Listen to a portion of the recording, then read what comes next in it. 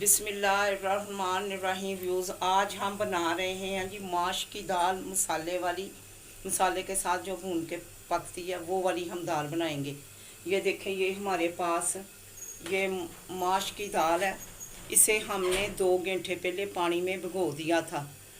तो अब हमने क्या करना है कि ये एक पतीली हमने चढ़ा दी थी पहले ही चूल्हे पे। इसके अंदर हमने पानी डाल दिया था गर्म होने के लिए। ये दाल हमने इसके अंदर डालनी है और इसको बॉयल होने के लिए हमने रखना है और इसको हम बॉयल करेंगे। व्यूज़ देखें, ये हमारी दाल को बॉयल आना शुरू हो गया है। अब हमने क्या करना है, ये देखें इसके ऊपर आपको सफ़ेद सफ़ेद झाग नज़र आ रही है।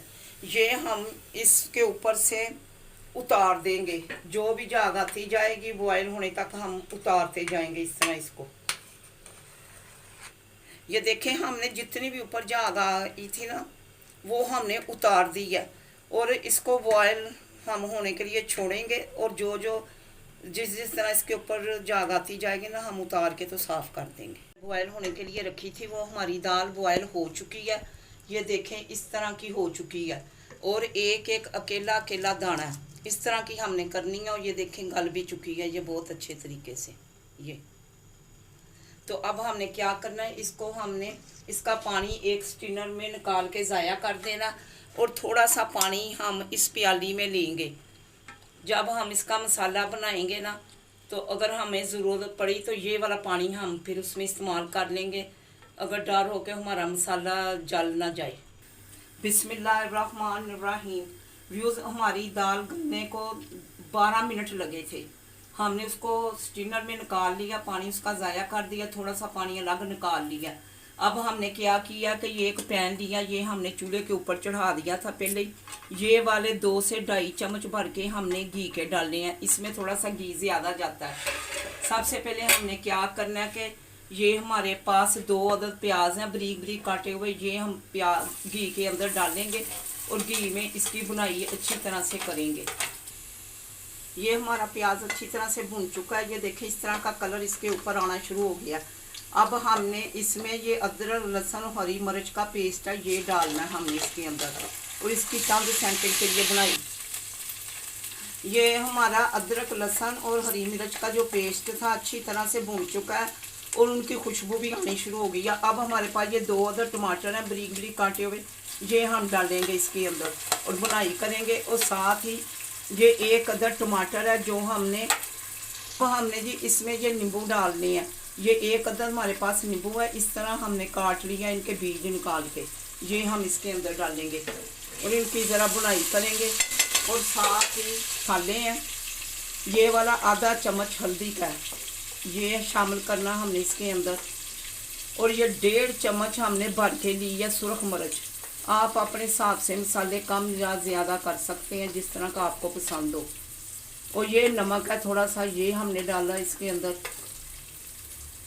और ये हमारे पास आ गया जी काली मिर्च का पाउडर है, ये हम डालेंगे इसके अंदर। और ये हमारे पास अजवाइन है थोड़ी सी, ये हम डालेंगे। और साथ ही इसके हमने ये थोड़ा सा 1 चम्मच चाट मसाले का डालना है। और इसके साथ ये हमारे पास जी खड़े मसाले हैं, ये सब्ज़ इलायची है, ये बड़ी इलायची है, दालचीनी है और ये 2-3 लौंग है हमारे पास। ये हम बुनाई करेंगे अच्छी तरह से। हमारा ये देखें मसाला अच्छी तरह से भुन चुका है। हमने इसके अंदर थोड़ा सा पानी भी डाल के इसको बुनाई की है। तो ये घी इसने बहुत अच्छे तरीके से देखें छोड़ दिया। अब हमने क्या करना है कि जो हमने दाल बॉयल की थी ना वो हमने इसके अंदर शामिल करनी है। ये हमने ये दाल इसके अंदर शामिल कर दिया और हमने इसको अब मसाले के साथ मिक्स करना है इस तरह से और बहुत अच्छी तरह से मिक्स करना है ताकि ये अच्छी तरह से मिक्स हो जाए मिर्च मसाले के साथ। ये देखें जी हमने मसाले के साथ इसको मिक्स कर दिया। अब 5 से 7 मिनट हमने इसकी बुनाई करनी है, फिर हम इसको ज़रा दम पे रखेंगे। दाल मसाले के साथ अच्छी तरह से भुन चुकी है। अब हमने इसे 7 से 10 मिनट तक बिल्कुल दम जैसी आग पे छोड़ना है। और ये थोड़ा सा पानी हम इसके अंदर ऐड करेंगे ताकि ये नीचे से जले ना।